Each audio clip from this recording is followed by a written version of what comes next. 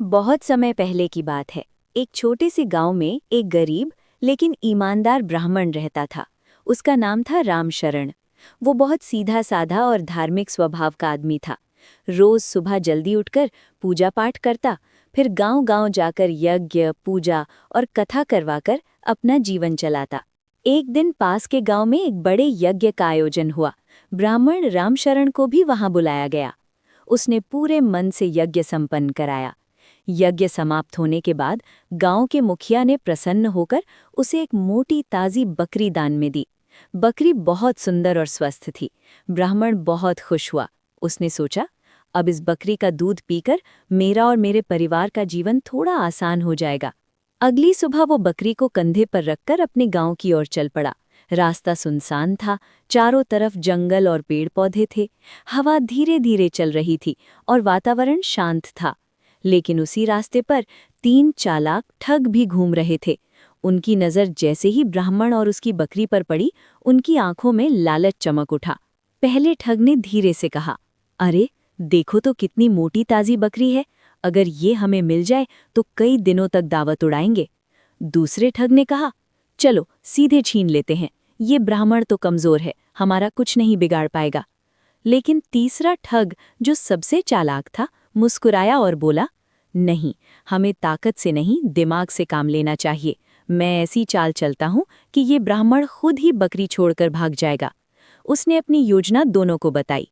दोनों ठग उसकी चालाकी देखकर खुश हो गए और योजना के अनुसार अलग अलग जगह खड़े हो गए।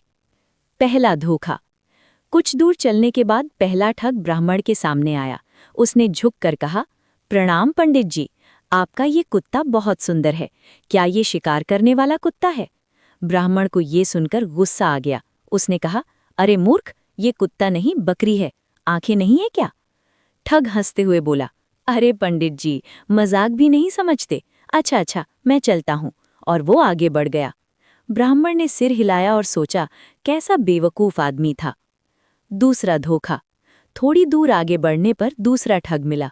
उसने बड़े आश्चर्य से कहा, प्रणाम पंडित जी, आप इतने बड़े टट्टू के साथ पैदल क्यों चल रहे हैं? इस पर बैठ क्यों नहीं जाते? ब्राह्मण चौंक गया। उसने कहा, क्या तुम्हें ये टट्टू दिख रहा है? ये तो बकरी है। ठग ने नकली हंसी हंसते हुए कहा, लगता है आपकी आंखें कमजोर हो गई हैं, इतना बड़ा टट्टू आपको बकरी दिख रहा है। ये कहकर वो भी चला गया। अब ब्राह्मण थोड़ा सोच में पड़ गया। उसने बकरी को नीचे उतारकर ध्यान से देखा और बोला, नहीं नहीं, ये तो साफ बकरी ही है, लेकिन दोनों ने अलग अलग क्यों कहा? उसका मन थोड़ा डगमगाने लगा। तीसरा और सबसे बड़ा धोखा। अब ब्राह्मण धीरे धीरे आगे बढ़ा, लेकिन उसके मन में शंका घर कर चुकी थी। कुछ दूरी पर तीसरा ठग मिला। उसने बहुत गंभीर आवाज में कहा, प्रणाम पुरोहित जी, आप इस गधे को कहाँ ले जा रहे हैं? ये सुनकर ब्राह्मण के पैरों तले जमीन खिसक गई। उसने डरते हुए पूछा, क्या ये सच में गधा है? ठग ने आत्मविश्वास से कहा, हाँ, बिल्कुल गधा। आप जैसे विद्वान व्यक्ति से ये उम्मीद नहीं थी कि आप गधे को बकरी समझ रहे हैं। अब ब्राह्मण पूरी तरह डर गया। उसके मन में अजीब अजीब विचार आने लगे। पहले कुत्ता कहा, फिर टट्टू और अब गधा। कहीं ये कोई भूत प्रेत या पिशाचिनी तो नहीं जो अपना रूप बदलती रहती है? डर के मारे उसका शरीर कांपने लगा। उसने तुरंत बकरी को जमीन पर छोड़ा और बिना पीछे देखे तेजी से भाग खड़ा हुआ। ठगों की खुशी। ब्राह्मण के जाते ही तीनों ठग अपने अपने छिपने के स्थान से बाहर आए और जोर जोर से हंसने लगे। वाह, क्या चाल चली हमने, बिना मेहनत के इतनी अच्छी बकरी मिल गई। वो खुशी खुशी बकरी लेकर वहां से चलते बने और अपनी दावत की तैयारी करने लगे। ब्राह्मण की समझ। उधर ब्राह्मण काफी दूर भागने के बाद रुका।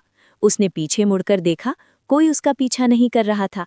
धीरे धीरे उसका डर कम हुआ और वो सोचने लगा, मैंने बिना सोचे समझे दूसरों की बातों पर विश्वास कर लिया।